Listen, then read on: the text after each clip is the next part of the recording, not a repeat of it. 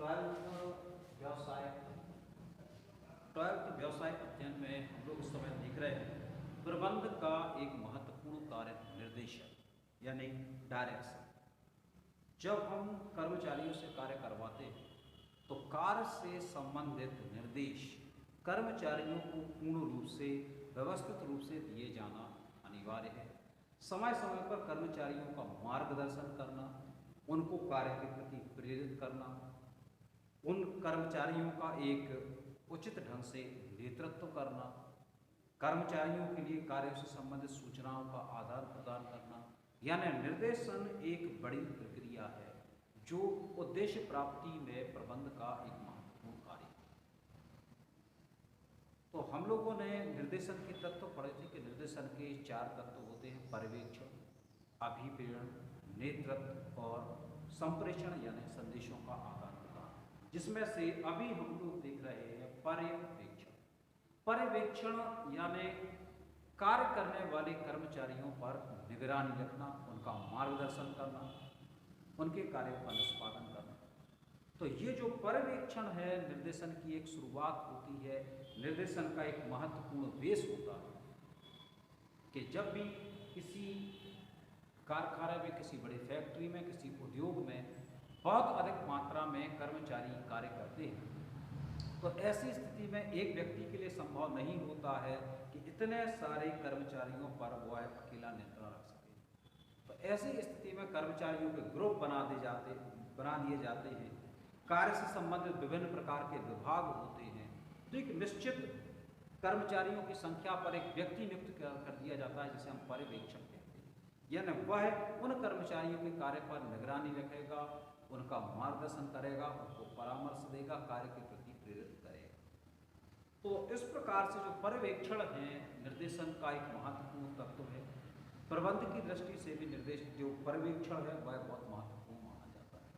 आज हम जो एक फर्स्ट क्वेश्चन देख रहे हैं पर्यवेक्षण का महत्व। तो सबसे फर्स्ट पॉइंट आता है आदेश निर्देश की दृष्टि से। चूंकि कर्मचारी वर्ग एक छोटा वर्ग माना जाता है, छोटा वर्ग कहने का मतलब ये है कि उनमें जरूरी नहीं है कि इतना ज़्यादा टैलेंट हो कि एक बार में आपके पूरे टारगेट को, एक बार में पूरे इंस्ट्रक्शन को पिकअप कर सकें। यानी कर्मचारियों को समय समय पर निर्देशों की, समय समय पर मार्गदर्शन की आवश्यकता होती है और यह मार्गदर्शन और निर्देश बार बार उच्च स्तर के अधिकारी नहीं दे पाते। ना तो उनके पास इतना समय होता है, ना इनके पास उतना कहना चाहिए ना समय है, ना उतना उनके पास कार्य क्षेत्र बड़े होते हैं।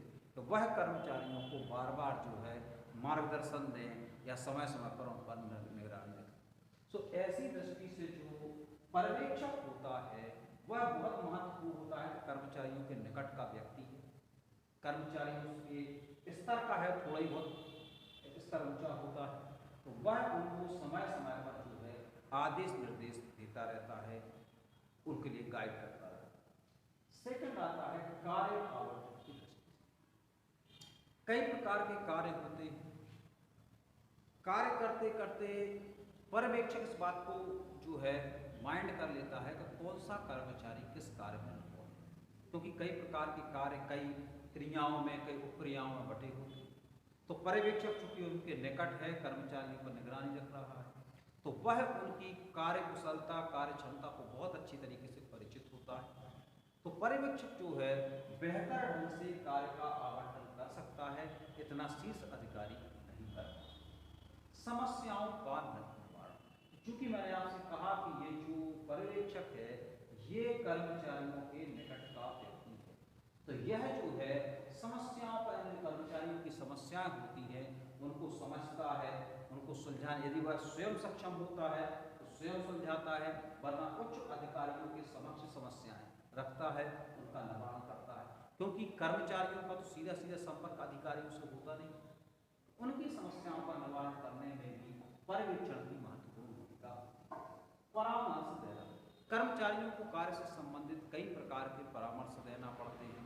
कार्य करने के ढंग से, कार्य करने की विधियों के बारे में जो परामर्श देना होते हैं वह जो है पर्यवेक्षक देता है। निष्पादन की दृष्टि से कर्मचारी जो भी कार्य कर रहे हैं सही ढंग से कर रहे हैं, उसमें क्या किसी सुधार की आवश्यकता है, क्या कर्मचारी कोई त्रुटि कर रहे हैं, तो ये सब कार्यों का निष्पादन पर्यवेक्षक ही करता है।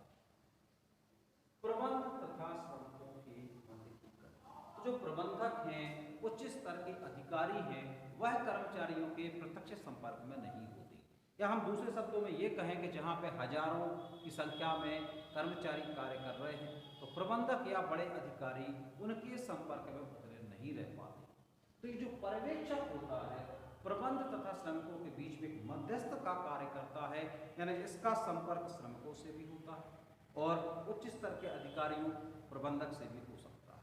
तो यह दोनों के बीच एक कड़ी यानी मध्यस्थ का कार्य करता है।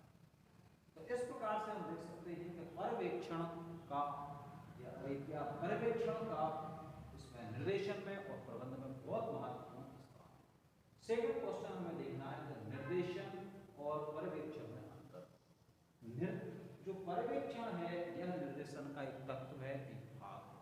तो बेसिकली इनमें कुछ अंतर पाए जाते हैं, जिनमें से फर्स्ट जो अंतर पड़ता है अर्थ की दृष्टि से, तो निर्देशन एक बड़ी प्रक्रिया है जिसमें 4 तत्व शामिल होते हैं: पर्यवेक्षण, अभिप्रेरण, नेतृत्व और संप्रेषण। जबकि पर्यवेक्षण निर्देशन का एक भाग है, क्षेत्र।